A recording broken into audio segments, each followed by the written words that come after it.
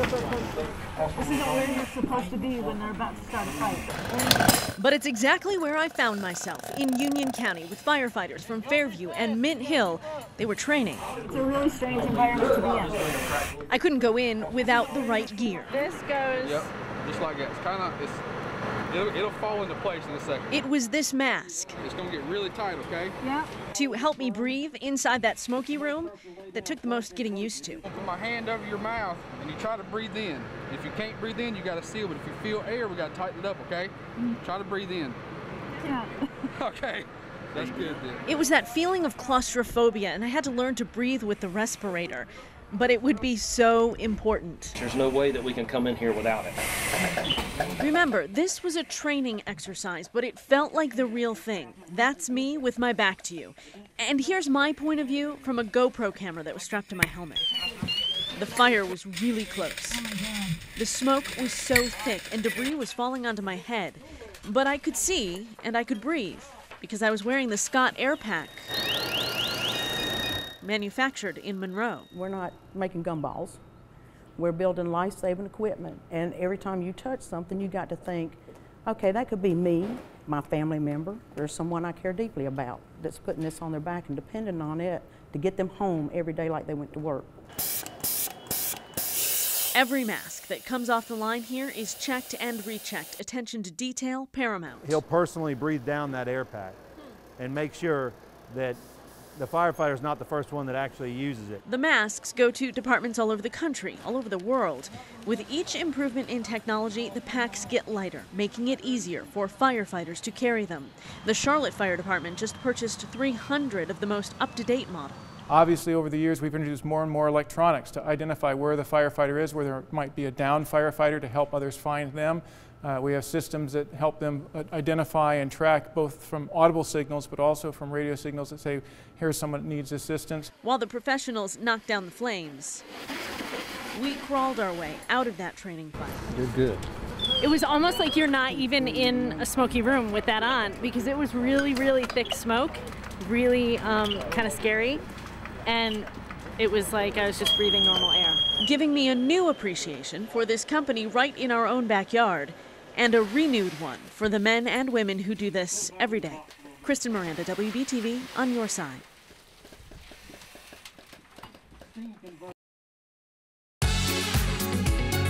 We went shopping undercover. $101.80 is your total. To investigate whether what you find at the outlets really offers you significant savings over what you can get in the same brand's retail store.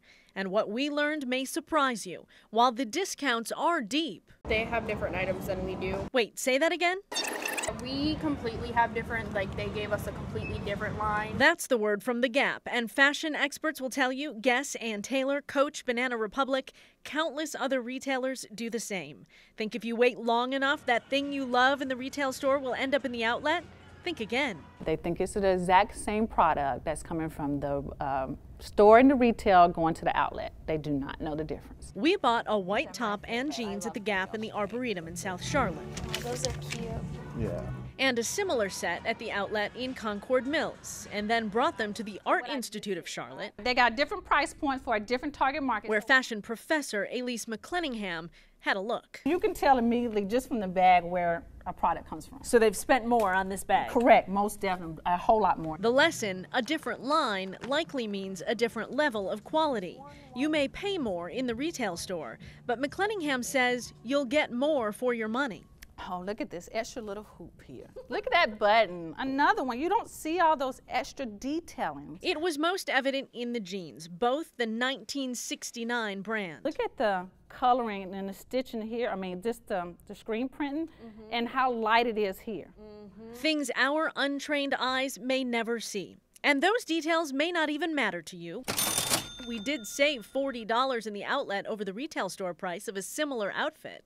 But McClenningham says it's a better value to spend a couple of dollars more on something that's going to last long than this tearing up or ripping at the end of the season. Our fashion expert says retailers likely put lower quality items in their outlet stores at lower prices so they can get their brand name out to a wider audience. They also realize there is a psychology to shopping.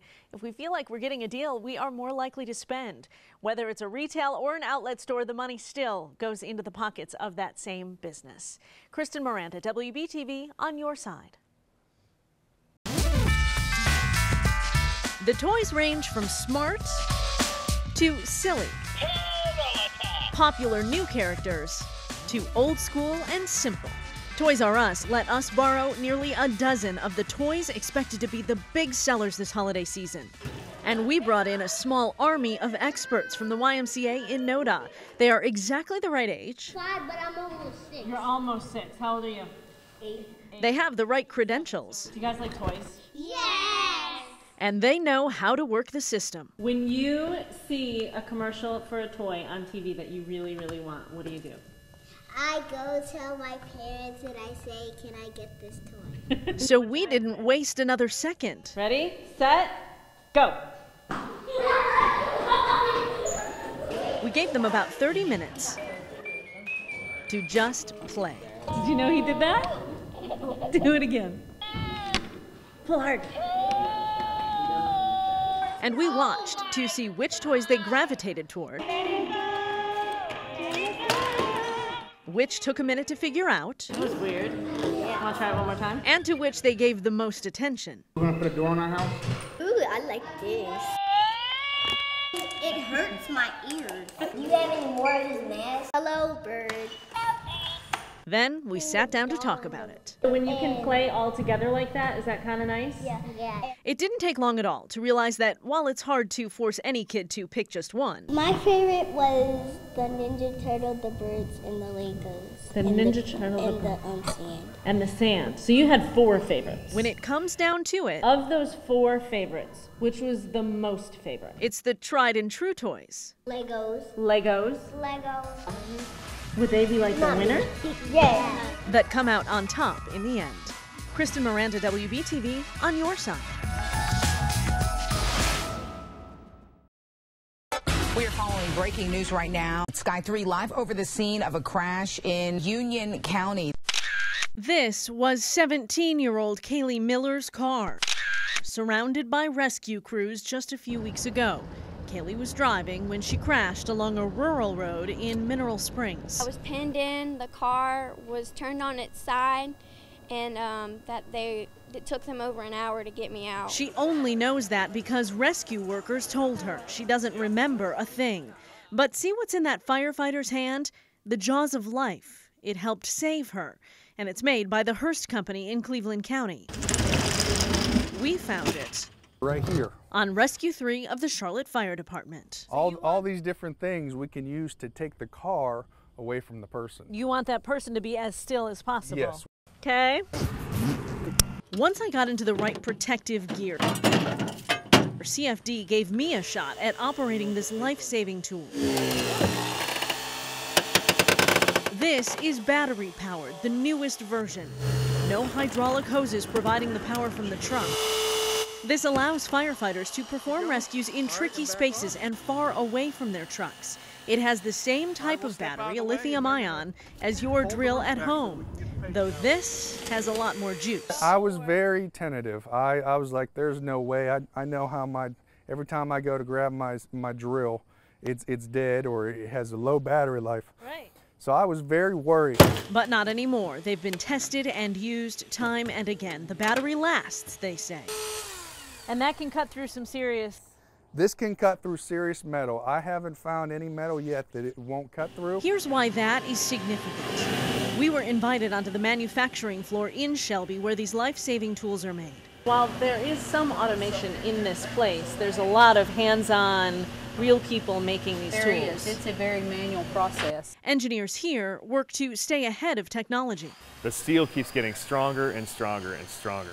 So our tools have to keep up with that. These tools are designed to stay 5 years ahead of the game, and we work with the auto manufacturers to make sure that we can do that. Kaylee has a broken collarbone, broken ribs. She tore her ACL and she is facing more surgery. She doesn't know when she can play soccer or run again. But there's one thing she does know. I'm just very thankful that we have the ability to invent things like that, because without that, I'm sure not only myself, but other people wouldn't be here today. Everybody that was there, I'm so thankful for everything they did, and I hope they know that.